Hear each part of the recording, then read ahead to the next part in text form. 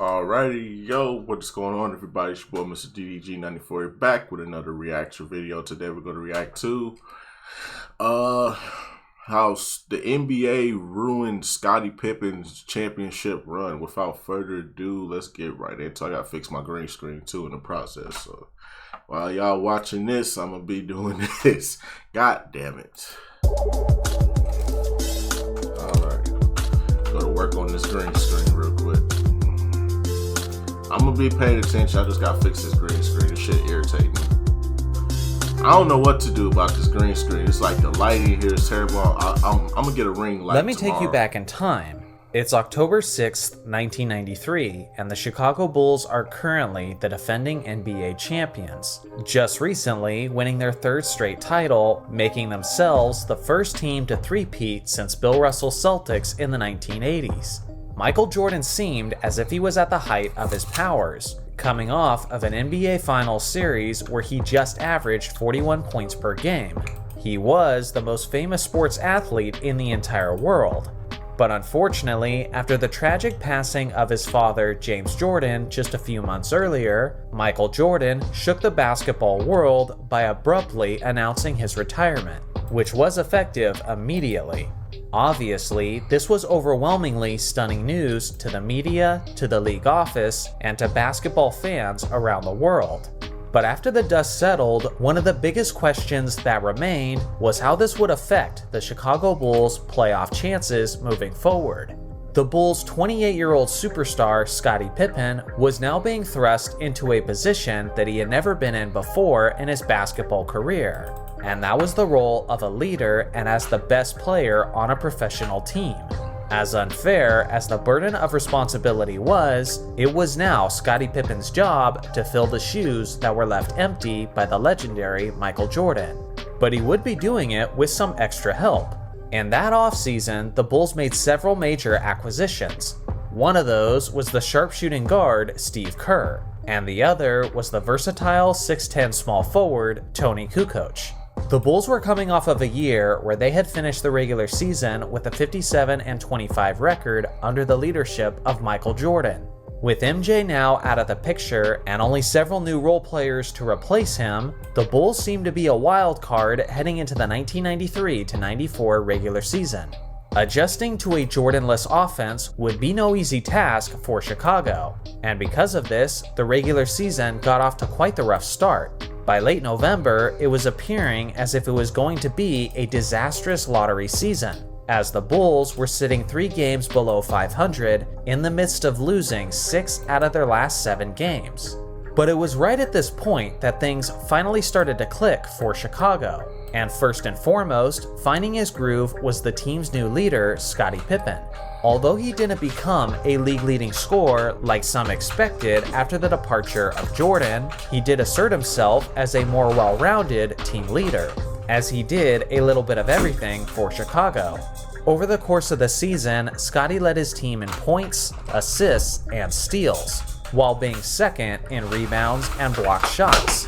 With Pippen operating as the point forward in Phil Jackson's triangle offense, the Bulls started executing beautifully on a nightly basis, quickly establishing themselves as a contender in the Eastern Conference. At the end of the regular season, they had a 55-27 record, which was good enough for the 3rd seed in a strong Eastern Conference. Scottie Pippen finished that season 3rd overall in the league MVP race, and at this point, many fans in the Windy City were starting to imagine a scenario that they once thought was impossible. The Bulls might just win their 4th straight championship even without Michael Jordan on the roster. As early May was approaching, Michael Jordan was figuring out his place on the baseball diamond, while his former team, the Chicago Bulls, were preparing for their postseason run. Their first round matchup was against the 6th-seeded Cleveland Cavaliers. This was a Cavs team that they had met in the playoffs in the previous 2 seasons, and the Bulls won on both occasions. But with a talented star point guard at the helm for the Cavaliers by the name of Mark Price, they thought that this might finally be their opportunity to eliminate the Chicago Bulls out of the playoffs, but they couldn't have been more wrong. Scottie Pippen had a monster series, averaging 25 points, 10 rebounds, 4 assists, and 3 steals. And as a result, Chicago swept the Cavs in just 3 games. For years, it was Michael Jordan who was known as the Cavalier Killer, as he was torching Cleveland on both ends of the court and hitting game winners time and time again. But now, the Bulls had just convincingly swept the Cavs without MJ. It goes without saying, the team's confidence was now at an all-time high. But waiting before them in the Eastern Conference semifinals was their greatest test yet. It was their rivals, the physically punishing New York Knicks. In the 2 years prior with MJ, the Bulls had had long playoff battles with the Knicks that ended in 6 and 7 games. Historically, they had always been one of the toughest teams for Chicago to get through, so they believed if they were able to win this series, they would absolutely have what it takes to win the championship. What proceeded was an absolute dogfight. As expected, the series opened up being extremely physical and defensively minded, and after the first 2 games in New York, the Knicks had a 2-0 series lead. There was several famous, iconic plays that occurred in this series, and the first came in Game 3. To put it simply, this contest was absolutely wild, as a crazy brawl broke out that was started between the Knicks' Derek Harper and the Bulls' JoJo English. But despite the altercation clearing the benches and spilling over into the first row of the fans, this was still only an appetizer for the drama that was ahead. With less than 10 seconds left in the game, the Bulls had the ball and were up by 2 points, with the shot clock winding down. Entrusted to take this shot was the Chicago leading star, Scottie Pippen. But with a somewhat limited bag offensively, he was unable to create a good look and didn't get off a shot, as the shot clock expired with the ball in his hands. On the other end of the court, Patrick Ewing hit a running hook shot to tie the game at 102. Now the ball was going back to Chicago with 1.8 seconds left on the clock. A frustrated Scottie was looking for an opportunity to redeem himself with another attempt at a game-icing basket. The thing is, the Bulls head coach Phil Jackson had something else in mind. He decided to set up a play where the inbounds pass would go to Tony Kukoc, who had made several game winners throughout the regular season.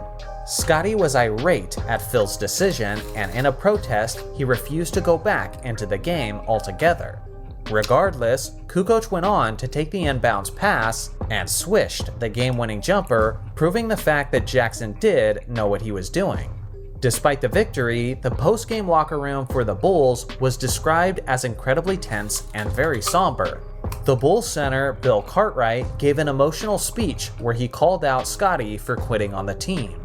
Now here's the thing, when you see this in the documentaries, and when you see the mainstream media break down this series, usually they make it seem like the series ended then and there, with Scottie's selfishness ultimately being the team's downfall. But that wasn't in fact the case, as Pippen and Chicago bounced back in a major way.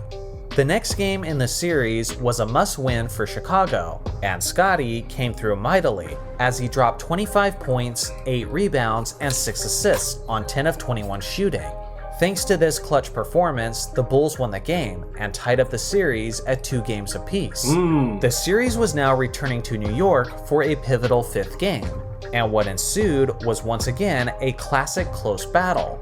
With just over 7 seconds left in the 4th quarter, the Bulls were up by 1 point, and the Knicks had the ball as they were inbounding the pass with a chance to take the lead.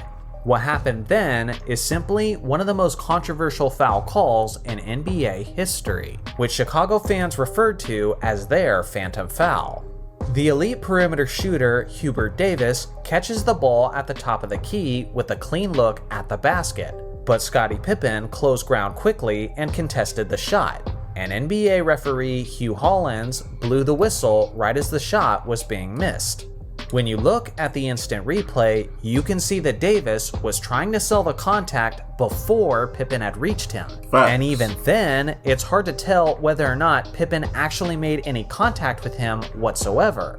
If the referee doesn't blow that whistle, then the Bulls win the game and take a commanding 3-2 series lead back to Chicago. And in Chicago for Game 6, the Bulls went on to dominate the Knicks, which included one of the greatest dunks in NBA history, Pippen's disrespectful slam on Patrick Ewing. But unfortunately, that's only a hypothetical, because the ref did blow that whistle, and Hubert Davis went on to hit 2 free throws to win the game for New York. Ultimately, the Knicks went on to win the series in the 7th game at home. But personally, I always felt like that game never should have happened in the first place.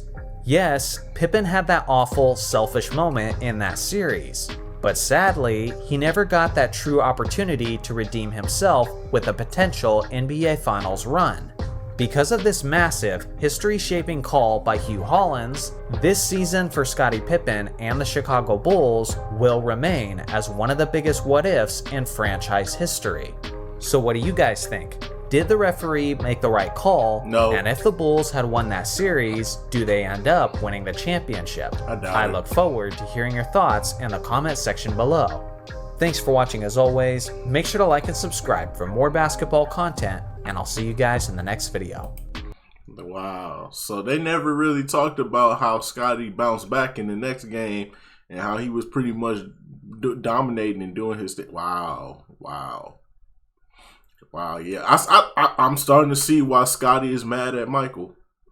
I'm starting to see why Scottie has been mad at Michael for that damn documentary. And how they portrayed him, because they never spoke about what he did after that game. They only spoke about that game where he sat out, which was selfish. It was selfish. It was very childish of Scottie. But at the same time, they never talked about, him after, him just playing his heart out for the team. Him just bouncing back and saying, you know what, it is what it is. I lost. We lost. It is what it is, coach. I mean, we won the game, so I guess I can't complain too much. Let's just go out here and beat these Knicks, and let's keep it moving. But they never spoke about it after that. So yeah, that is kind of bogus how they did Scottie there. I'm starting to see why I'm siding with Scottie on this one. Yeah, I'm siding with Scottie on this one. I think Scottie was dead wrong by ESPN and Michael Jordan. But yeah, that's just gonna about do it for this one. I'll see y'all in the next video. Till then, peace out.